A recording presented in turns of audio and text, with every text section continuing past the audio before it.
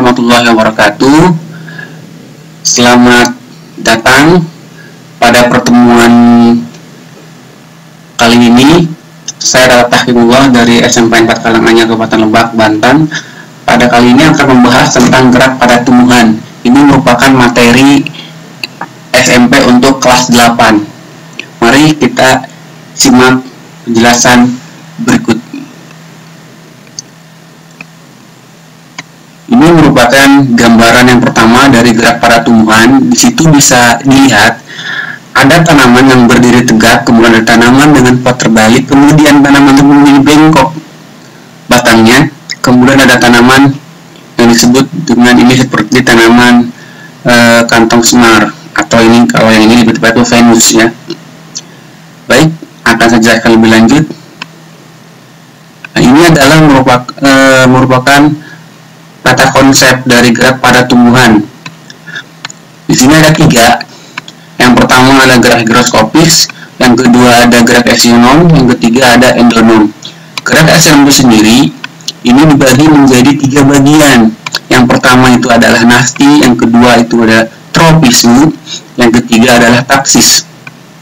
Untuk nasti itu sendiri ini dibagi lagi menjadi 5 bagian. Yang pertama nasti, contohnya itu adalah menutupnya daun putri malu. Yang kedua sesmonasti, itu menutupnya daun Venus, yang gambar yang pertama tadi. Yang ketiga ada Nyctinasti, menutupnya daun majemuk karena malam. Kemudian yang keempat itu ada Photonasti, mekarnya bunga pukul 4. Yang kelima itu ada nasti kompleks, membuka dan menutupnya stomata. Tropisme, di sini tropisme itu dibagi dalam 4. Yang pertama ada fototropisme, ini karena batang bergerak karena pengaruh dari datangnya cahaya. Kemudian ada geotropisme, itu karena gerak akar ke dalam pusat bumi karena pengaruh dari gravitasi bumi. Kemudian ada tigmotropisme, ini membelitnya ujung batang pada sulur tanaman. Yang keempat itu adalah gerak akar menuju tempat yang berair atau disebut dengan hidrotropisme. Yang ketiga itu adalah taksis. Taksis ini ada 2. Yang pertama contohnya gerak kloroplast ke arah cahaya, yang kedua adalah gerak sperma menuju sel telur. Nah, ini adalah pada konsep dari gerak pada tumbuhan. Berikut penjelasan lebih detailnya. Tropisme, gerak tumbuhan sebagai akibat pengaruh rangsang dari luar. Yang kedua, arah gerak dipengaruhi datangnya arah rangsang. Nah, ini adalah contoh dari geotropisme. Ya.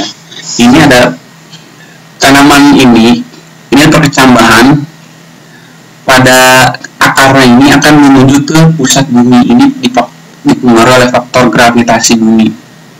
Kemudian ini ada kacang yang sudah tua akan pecah sendiri. Gerak higroskopis. Ya. Di sini ada gerak tumbuhan akibat perubahan kadar air. Contohnya pecahnya kulit polong-polongan, ada kembang merak, ada kacang buncis, membukanya kotak spora. Nah, ini seperti ini, dia akan pecah sendiri. Ya, ini karena pengaruh dari higroskopis. Kemudian ada gerak eksionom. Ini gerak yang dipengaruhi oleh rangsang dari luar, seperti ada cahaya, sentuhan, suhu air, gravitasi bumi, zat kimia, dan sebagainya.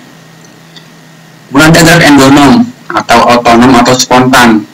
Ini gerak yang dipengaruhi dari dalam diri sendiri. Nah, ini seperti contoh ini ada karena pengaruh dari protoplasma sel tanaman tersebut. Nah, ini adalah contoh dari Nyctinasti. Ini daun petai Cina yang menutup saat malam. Kalau kita lihat pada malam hari, pohon dari petai Cina itu terlihat seperti tidak ada daunnya, padahal daunnya ada, cuman dia menutup saat malam hari. Nah, ini ada disebut dengan Nyctinasti. Ini putri malu, ini namanya nasti. Kalau disentuh dia akan menutup. Kemudian ada Photonasti. Photonasti ini berarti dia mengalami pergerakan karena faktor pengaruh dari adanya rangsangan cahaya. Ya. Ini bunga pukul 4. Kemudian tigmotropisme ini tadi bergeraknya seluruh tanaman karena dia suatu batang, maka dia akan memiliki seluruh tanamannya, seperti pada sirih ya, contohnya yang paling gampang. Nah, ini ranafti kompleks, ini seperti stomata ya, stomata membuka dan menutup. Pada fototropisme, nah tadi kenapa tanaman tadi bisa ketika potnya terguling, tanaman tersebut bahannya menjadi bengkok. Nah, ini kan faktor pengaruh dari tropisme, yaitu faktor dari fototropisme lebih tepatnya. Karena pengaruh cahaya, tanaman tersebut akan menuju ke arah datangnya cahaya di batang atau daunnya.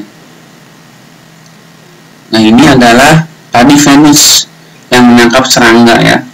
Tadi ketika ada serangga masuk, maka dia otomatis akan menutup, menjebak serangga tersebut di dalam sampai mati. Nasti, gerak bagian tubuh akibat pengaruh rangsang dari luar. Ini arah gerak tidak dipengaruhi datangnya rangsang. Taksis, gerak pindah tempat yang dilakukan oleh organisme. Arah biasanya menjauhi atau mendekati datangnya rangsang. Tuh. Terima kasih ya. Ini merupakan tadi penjelasan sekilas tentang gerak pada tumbuhan. Semoga apa yang disampaikan bisa memberikan manfaat. Kurang lebih mohon maaf. Assalamualaikum warahmatullahi wabarakatuh.